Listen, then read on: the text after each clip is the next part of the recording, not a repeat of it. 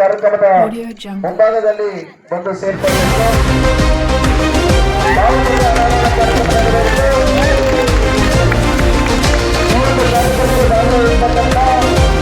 ಎಲ್ಲ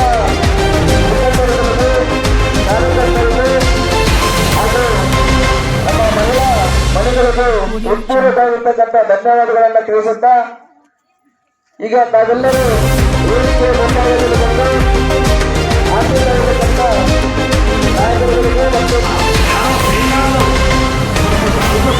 ಮತ್ತು ಜನಗಳ ಮೇಲೆ ಬೇಕಂತ ದೌರ್ಜನ್ಯ ಮಾಡುವ ಅಂತವೆಲ್ಲ ನಡೀತದೆ. ಅದನ್ನು ದಯಮಾಡಿ ನಮ್ಮ ಆರಕ್ಷಣಾ ಸಿಬ್ಬಂದಿಯವರು ಅದನ್ನು ಕಡಿವಾಣ ಹಾಕಬೇಕು.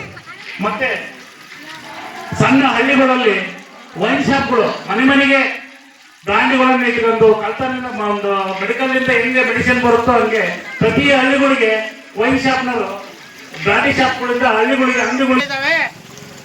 ಇದನ್ನೇ ಯಾಕೆ ಮಾಡ್ಕೊಂಡು ಹೋಗ್ಬೇಕು ಅಂತ ಅನ್ನೋದಾದ್ರೆ ಹಿಂದೆ 1974-75ರಲ್ಲಿ ಪ್ರೊಫೆಸರ್ ಬಿ ಕೃಷ್ಣಪ್ಪ ಅಂತಕ್ಕಂಥ ಒಬ್ಬ ವ್ಯಕ್ತಿ ಹರಿಹರದ ಒಬ್ಬ ಲೆಕ್ಚರ್ ಅವರು ಈ ರಾಜ್ಯದಲ್ಲಿ ನಡೀತಕ್ಕಂಥ ಅನೇಕ ದೌರ್ಜನ್ಯಗಳು, ದಬ್ಬಾಳಿಕೆಗಳು, ದೇವದಾಸಿ ಪದ್ಧತಿ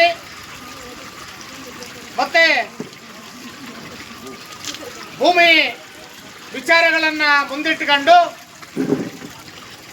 ಈ ತರ ಆದ್ರೆ ನಿಮಗೆಲ್ಲ ಗೊತ್ತೇ ಇದೆ. ಹಿಂದೆ ನಮ್ಮನ್ನೆಲ್ಲವನ್ನ ಊರೊಳಗೆ ಬಿಟ್ಕೊಂತ ಆಯ್ತಿಲ್ಲ, ಗುಡಿ ಒಳಗೆ ಬಿಟ್ಕೊಂತ ಆಯ್ತಿಲ್ಲ, ಊರೊಳಗೆ ಹೋದ್ರೆ ಚಪ್ಪಲಿ ಬಿಟ್ಟು ಹೋಗ್ಬೇಕಾಗಿತ್ತು. ಗ್ರಾಮ ಇರುವುದು ಕಟ್ಟ ಕಡೆಗೆ ಇರ್ತಕ್ಕಂಥ ಇದು ಒಂದು ಕುಗ್ರಾಮ. ಈ ಇಂತಹ ಒಂದು ಕುಗ್ರಾಮದಲ್ಲಿ ಕರ್ನಾಟಕ ಜನಸಂಘರ್ಷ ಸಮಿತಿಯ ವತಿಯಿಂದ ಈ ಒಂದು ಹಳ್ಳಿಯಲ್ಲಿ ಕರ್ನಾಟಕ ಜನಸಂಘರ್ಷ ಸಮಿತಿಯ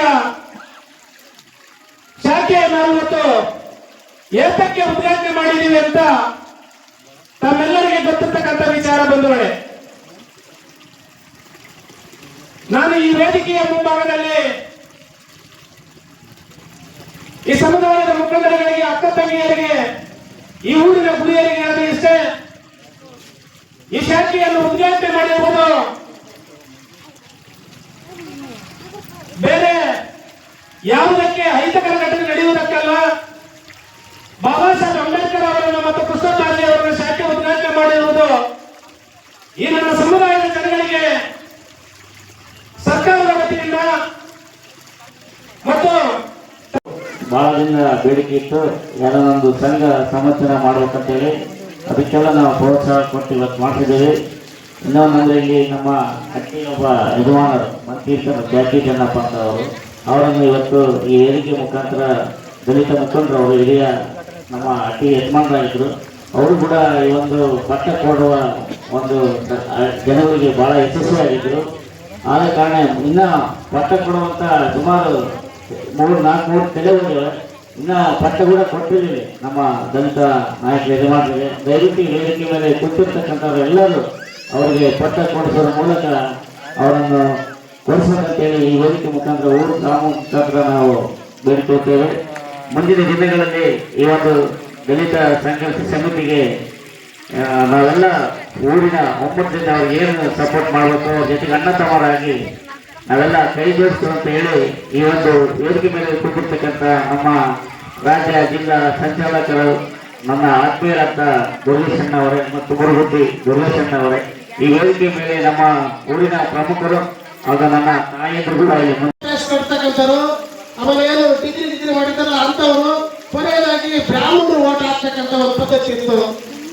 ಅದನ್ನ ಡಾಕ್ಟರ್ ಬಾಬಾ ಸಾಹೇಬ್ ಅಂಬೇಡ್ಕರ್ ಅವರು 1932ರಲ್ಲಿ ದುಂಡು ಮೇಲಿನ ಪರಿಷತ್ನಲ್ಲಿ ಹೋರಾಟ ಮಾಡಿ ನಮಗೆ ಮತದಾರರ ಹಕ್ಕನ್ನ ಕೊಡಲೇಬೇಕಂತಂದಾಗ ಬ್ರಿಟಿಷ್ ಸರ್ಕಾರದವರು ನಮಗೆ ಬೀದಿ ಮತದಾನದ ಪದ್ಧತಿಯನ್ನು ಕೂಡ ನಮಗೆ ಅಳವಡಿಸಿ ಇವತ್ತು 6400 ಜಾತಿಗೆ ಮತದಾರರ ಏನು ಒಂದು ಹಕ್ಕನ್ನು ಕೊಟ್ಟಿದ್ದಾರೆ. ಅದು ಬಾಬಾ ಸಾಹೇಬ್ ಅಂಬೇಡ್ಕರ್ ಕೊಟ್ಟಿರ್ತಕ್ಕಂಥ ಶಿಕ್ಷೆ ಅಂತ ನಾವು ಹೇಳಕ್ ಬಯಸ್ತಿದ್ದೀವಿ ಬಂಧುಗಳೇ. ಯಾಕಂದ್ರೆ ಇವತ್ತು ಅಂಬೇಡ್ಕರ್ ಕೊಟ್ಟಿರ್ತಕ್ಕಂಥ ಸಂವಿಧಾನದಲ್ಲಿ ಮೀಸಲಾತಿ ಅಡಿಯಲ್ಲಿ ಇವತ್ತು ಗ್ರಾಮ ಪಂಚಾಯತಿ ಮೆಂಬರ್ಗಳು ಆಗ್ತಿದ್ದಾರೆ. ಆಮೇಲೆ ತಾಲೂಕ್ ಪಂಚಾಯತಿ ಮೆಂಬರ್ಗಳಾಗ್ತಿದ್ದಾರೆ, ಜಿಲ್ಲಾ ಪಂಚಾಯತಿ ಮೆಂಬರ್ಗಳಾಗ್ತಿದ್ದಾರೆ.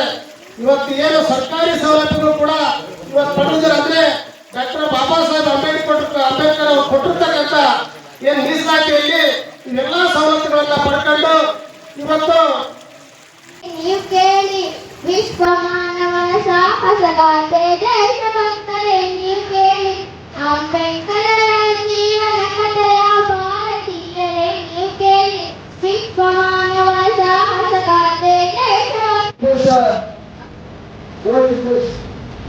ಹುಡುಗಿ ಸಾಕಾಪ ಪೂರ್ಣ ದೇಶ